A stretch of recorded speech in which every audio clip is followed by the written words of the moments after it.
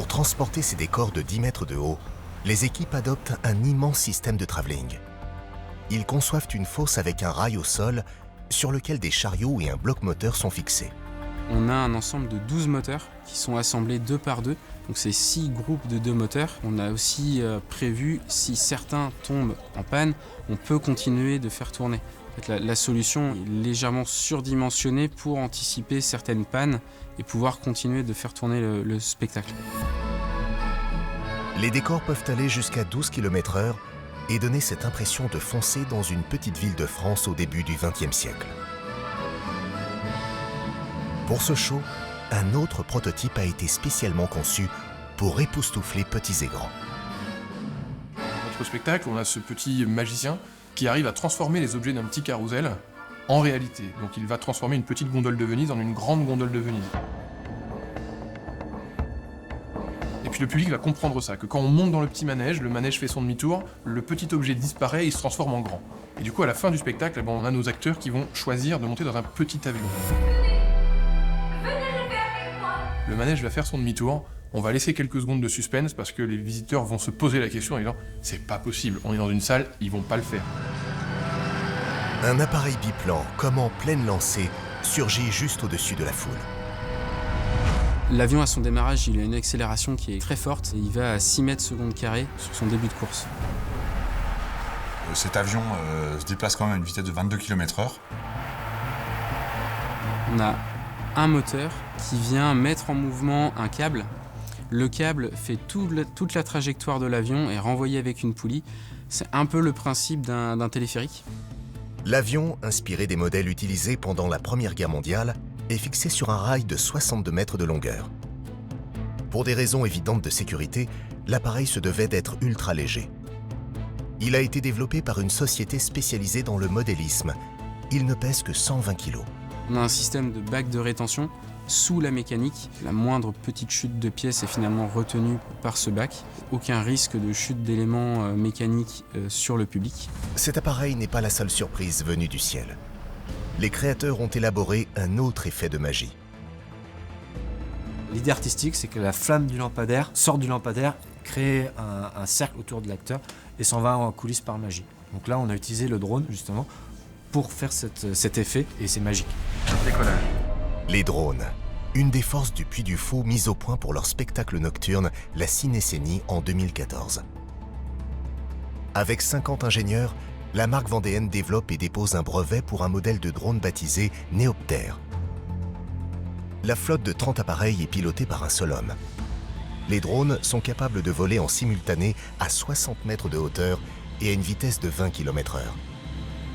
Comme le vol se fait de nuit, ils sont invisibles. Et du coup, on porte des objets lumineux, on porte jusqu'à 6 kg. Donc ça, c'est une révolution mondiale qui nous permet d'avoir cette spécificité. Voilà. On prend un élément technique existant qui est le vol de drone, mais on le transforme pour en faire une nouveauté artistique. Pour cette création, l'utilisation de ces drones se heurtait à une difficulté majeure. Contrairement à la Cinécénie, la flotte ne peut pas être guidée par satellite.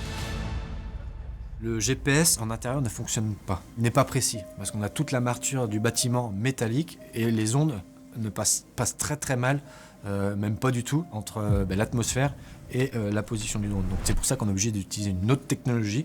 On appelle ça de l'ultra wideband, UVB. Dans tout le bâtiment, des dizaines d'antennes sont positionnées pour permettre aux drones de se localiser entre eux grâce à un système de triangulation et d'effectuer leur chorégraphie en toute sécurité. Nous, on voulait que les drones ne soient pas visibles pour que ce soit l'objet qu'ils vont mettre en valeur qui soit visible. La machinerie apporte de la réalité, nous on veut quelque chose de surnaturel. Le mime et l'étoile. 3 ans de préparation pour les équipes, suspendues désormais à l'accueil du public et de la presse lors de la grande première.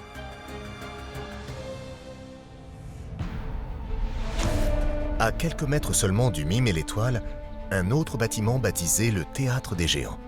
C'est ici, en 2016, qu'a été mise au point une série d'innovations mondiales pour répondre à des exigences artistiques hors normes. Ce spectacle, Le Dernier Panache, c'est une histoire qui est comme un road movie. C'est-à-dire que le héros de l'histoire, se promène d'un décor à un autre. Il faut penser un concept, c'est-à-dire une façon de mettre en scène le spectacle, qui vous permette d'emmener le spectateur d'un décor à l'autre d'une façon parfaitement fluide et sans que l'émotion ne soit brisée. Pour la première fois au monde, c'est le public qui devra bouger grâce à une tribune tournante.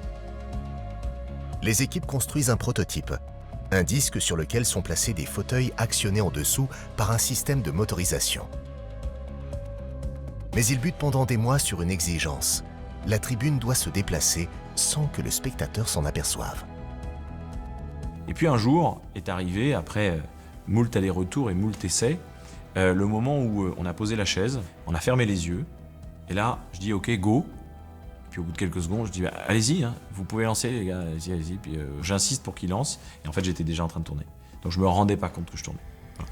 Et là nous avions réussi à relever le défi qui consiste à mettre en œuvre une technologie gigantesque pour porter 2400 personnes qui tournent, mais sans briser l'émotion. La tribune, c'est une grande tournette, pilotée par 18 moteurs. Elle fait 207 tonnes à vide. Et lorsqu'on la charge de ces 2100 spectateurs, elle pèse 500 tonnes. Et nous avons 8 chemins de roulement sur lesquels elle est tractée et vient tourner. La tribune, capable de faire 2 rotations sur elle-même, soit 720 degrés, est validée sur le papier. Mais tout reste à faire en 14 mois. Construire la salle, concevoir le spectacle. L'urgence et la complexité les obligent à révolutionner leur processus créatif. C'était très compliqué, c'est le premier spectacle qu'on créait comme ça, où on n'arrivait pas à se projeter sans la 3D. Donc en fait, l'outil 3D s'est un peu imposé naturellement dans notre processus de création, parce que sans cette visualisation sur ordinateur, on n'arrivait pas tous à se comprendre autour de la table. Vous avez les maçons qui vont construire la salle, vous avez ceux qui font la charpente métallique, mais vous avez aussi le créateur de costumes, le créateur de lumière, etc., etc. Et tous ces métiers doivent se comprendre et s'entendre sur un même projet. On a conscience qu'on crée comme jamais on a créé au Puy du Fou. On a conscience que c'est un tournant. Dans notre façon de créer, ça a été une aventure assez dingue. Le logiciel, baptisé Blender, permet d'anticiper les difficultés et d'éviter au maximum les mauvaises surprises de dernière minute. On sait que nos chantiers sont toujours très serrés. La salle est rarement livrée avant que les acteurs arrivent, donc on est encore en train de faire des peintures, de la mise en place de machinerie, des tests de machinerie quand les acteurs viennent pendant les répétitions. Et comme on a tout imaginé, les répétitions peuvent aller beaucoup plus vite. Grâce à la 3D, les équipes sont dans les temps. Mais la configuration inédite de la salle doit encore être validée par les services de sécurité et la mise aux normes est un défi de taille. On a quand même placé le public en plein centre du théâtre et on les a encerclés de décors, ce qui fait l'opposé même du théâtre même, où on met le spectateur d'un côté et puis le décor de l'autre. Nous, on les a encerclés.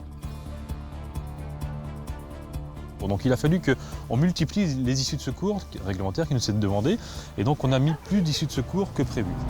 6 issues de secours au lieu de 4. Les pompiers exigent plus de garanties en cas de départ de feu. On a trouvé une solution de rideau classé M0, c'est-à-dire incombustible, qu'on a pu proposer à nos pompiers. Ces rideaux, en fait, garantissent un isolement par rapport au feu. D'imposants rideaux de 20 mètres de long, 11 mètres de haut, peuvent entourer en quelques secondes, grâce à un rail motorisé à 360 degrés, l'intégralité de la scène. Derrière ces rideaux, des déluges sont ajoutés. C'est un système